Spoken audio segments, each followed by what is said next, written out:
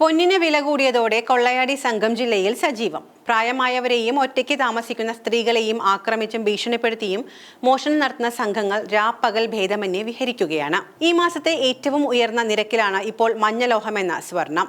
മാത്രമല്ല, ഈ മാസം ഇത്രയും ഉയർന്ന നിരക്കിൽ ഒരു ദിവസം വില കൂടുന്നത് ആദ്യമാണ്. നിലവിലെ സാഹചര്യം തുടർന്നാൽ വില ഇനിയും ഉയരുമെന്നാണ് വിപണിയിൽ നിന്നുള്ള വിവരം. രാജ്യാന്തര വിപണിയിൽ സ്വർണ്ണ വില വലിയ തോതിൽ ഉയരുന്നുണ്ട്. ഇതാണ് കേരളത്തിലും വില ഉയരാൻ കാരണം. അമേരിക്കയിലെ ഭരണ പ്രതിസന്ധി അവസാനിച്ചതോടെ സ്വർണത്തിൽ വലിയ കുതിപ്പ് കാണുന്നുണ്ട്. എത്ര വരെ ഉയരുമെന്ന കാര്യത്തിൽ വിപണി നിരീക്ഷകർ ഭിന്നാഭിപ്രായങ്ങളാണ് പങ്കുവയ്ക്കുന്നത്.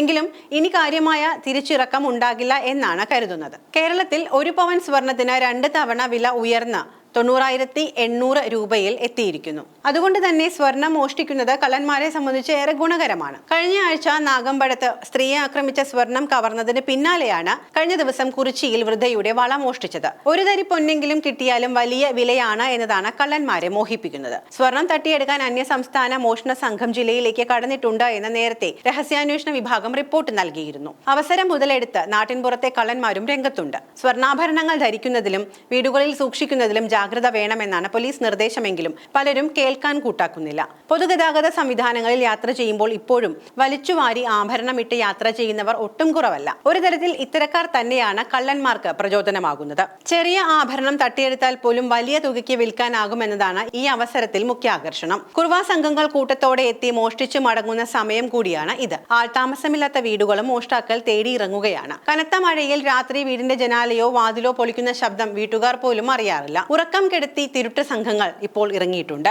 രാത്രിയിൽ വീട് തകർത്ത് ആക്രമിച്ച മോഷണം നടത്തുന്ന തിരുട്ട് ഗ്രാമക്കാരെയാണ് കൂടുതലും പേടിക്കേണ്ടത്. ആക്രി കച്ചവടവും മറ്റുമായി ഈ സംഘം പകൽ സമയങ്ങളിൽ നമുക്ക് മുന്നിലൂടെ കടന്നു പോകും.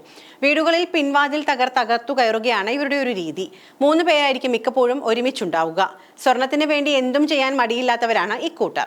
കയ്യിൽ കമ്പിവടിയും വാളും ഉൾപ്പെടെയുള്ള ആയുധങ്ങൾ ഉണ്ടാകും. സ്വർണ്ണക്കടകൾ കൊള്ളയടിക്കാനും പഴയ സ്വർണം വാങ്ങുന്ന കടകളിൽ മോഷണം നടത്താനുമുള്ള സാഹചര്യവും ഉണ്ട്. സ്വർണ്ണ പണയം സ്വീകരിക്കുന്ന സ്ഥാപനങ്ങൾക്കും സുരക്ഷ ശക്തമാക്കാൻ നിർദ്ദേശമുണ്ട്. നാഗമ്പടത്തും കുറിച്ചിയിലും നടന്ന മോഷണങ്ങൾക്ക് സമാനതകളുമുണ്ട്. രണ്ടും ആക്രമിച്ച ശേഷമാണ് മോഷണം നടത്തിയിരിക്കുന്നത്. ജില്ലാ പോലീസ് പുറപ്പെടുവിച്ചിരിക്കുന്ന ജാഗ്രതാ നിർദ്ദേശങ്ങൾ ഒന്ന് നോക്കാം. രാത്രിയിൽ ഉറങ്ങാൻ പോകുന്നതിന് മുൻപ് വാതിലുകൾ ലോക്ക് ചെയ്തുവെന്ന് ഉറപ്പുവരുത്തുക. ജനൽപാളികൾ രാത്രി അടച്ചിടുക. അപരിചിതർ കോളിംഗ് ബെൽ അടിച്ചാൽ വാതിൽ തുറക്കരുത്. ജനൽ വഴി കാര്യം അന്വേഷിക്കുക. വീടിന് പുറത്തും അടുക്കള ഭാഗത്തും രാത്രി ലൈറ്റ് ഇട്ടിട്ടുണ്ട് എന്ന് ഉറപ്പുവരുത്തുക. അവിടെ കറണ്ട് ബില്ലിലെ പണം ലാഭിക്കാൻ ശ്രമിച്ചാൽ നഷ്ടപ്പെടുന്നത് ഒരുപക്ഷെ സ്വന്തം ജീവൻ തന്നെ ആയിരിക്കാം. പഴയ വസ്ത്രങ്ങളോ പാഴ്വസ്തുക്കളോ ശേഖരിക്കാൻ വരുന്നവർ, യാചകർ എന്നിവരെ നിരീക്ഷിക്കുക. അവരെ പ്രോത്സാഹിപ്പിക്കാതിരിക്കുക.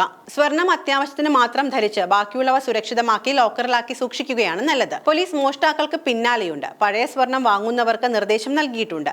അടുത്തിടെ ജയിൽ മോചിതരായവരും പോലീസ് നിരീക്ഷണത്തിൽ തന്നെയാണ്. പക്ഷേ നമ്മളെ ശ്രദ്ധിക്കേണ്ടത് നമ്മൾ തന്നെയാണ്. ജാഗ്രതയാണ് ഏറ്റവും വലിയ സുരക്ഷ.